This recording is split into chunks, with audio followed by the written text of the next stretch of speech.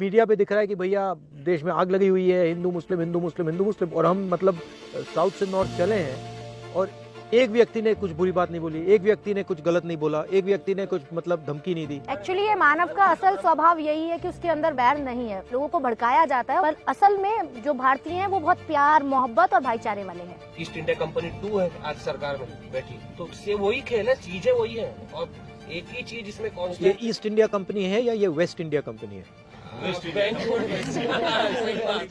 जब देश की आज़ादी की लड़ाई लड़ी जा रही थी तो एक ही अखबार था पंजाब केसरी, लेकिन फिर भी गांधी जी कुछ कहते थे, बात कितनी तेजी से फैल जाती थी। अब आपने जो रास्ता अपनाया कि हम रास्ते से चल रहे हैं तो लोग हमें देख पा रहे हैं, हम अखबार का काम कर रहे हैं। मध्य प्रदेश में I was speaking to a BJP supporter. मैंने उससे पूछा कि आपको क्यों लगता है कि राहुल गांधी जी को ऐसा क्या पता था कि उन्होंने कोरोना के लिए पहले वार्निंग इशू की और मोदी सरकार इस चीज के ऊपर रिलैक्स थी।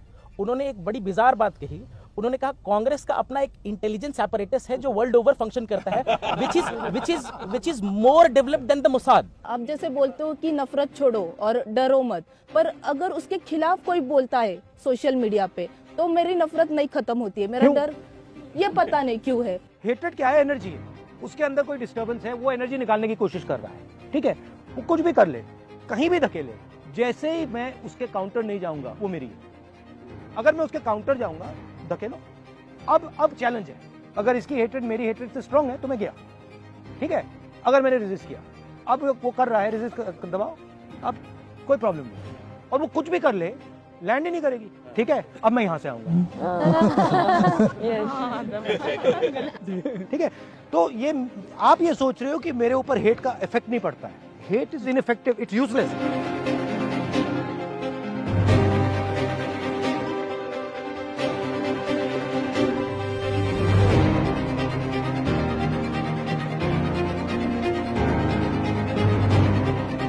यात्रा का जो पूरा मेरे लिए एक मतलब निकला कि जो राजनीति है वो सिर्फ दिल्ली में बैठ के या स्टूडियो में बैठ के सोशल मीडिया में बैठ के नहीं, तो उसके लिए निचले स्तर पे जाके लोगों को उस राजनीति का हिस्सा बनाने की। सर, आपका जो ऑफिस है वो क्या मोबाइल ऑफिस हो सकता है जहाँ पे ये जो कनेक्टिविटी है, इस यात्रा ने सबसे बड़ी चीज अचीव करी है कि जो भारत में 2 भारत बन रहे हैं, एक जिनके पास सब कुछ है और एक जिनके पास कुछ नहीं है, उनके बीच में एक ब्रिज का काम किया, उनके बीच में कनेक्टर का काम किया।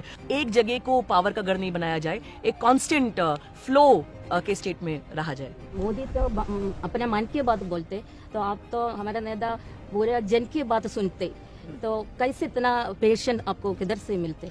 ये पेशेंस तो आपकी भी बड़ी होगी, मतलब टोटल बढ़ती जा रही है। यही सीखा इस यात्रा में सबसे मेन चीज यही सीखी, सबसे ज्यादा कुछ भी हो जाए बस पेशेंटली लगे रहो लगे रहो लगे रहो। 4 बजे उठ के मैं 4:30 बजे 5 बजे बाहर आती हूँ और उसके बाद सभी यात्रियों को मैं आवाज देती हूँ कि सभी भारत यात्री तैयार रहे, इतना टेम्परेचर है। तो उस समय ये लोग सभी आते थे, कहते थे कि तुमको कोई काम नहीं, 5:30 बजे बुला लेती हो तो 6:30 बजे करो।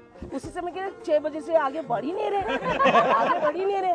फिर दोबारा आपने बोला हरियाणा में भी 6 पंजाब में बजे। मुझे सिक्योरिटी वालों ने चिट्ठी लिख दी कि तो आपको 6 बजे नहीं 7 बजे करना ही पड़ेगा। तो फिर मैंने कहा ठीक है भाई, अब सिक्योरिटी वालों ने कह दिया तो मैं फंसाऊंगा नहीं। का टाइमिंग पीछे कर दिया था आधा घंटा। मगर मुझे लग रहा था उसमें कुछ साजिश थी कि मतलब आप लोगों ने पुलिस वालों को बताया कि भैया 7 बजे शुरू करा, ऐसा कुछ था उसमें। राजस्थान से पहले डेलीगेशन बनाया था कि हम राहुल जी को ना एक ज्ञापन देंगे कि सर 1 घंटा थोड़ा बढ़ा दीजिए, बट आपने पोडियम से जब कह दिया, जब आपने पोडियम से कह दिया तो सब नहीं, एक दूसरे क्योंकि की मुझे शक्ल पहले देखते हैं। इन्फॉर्मेशन मिली थी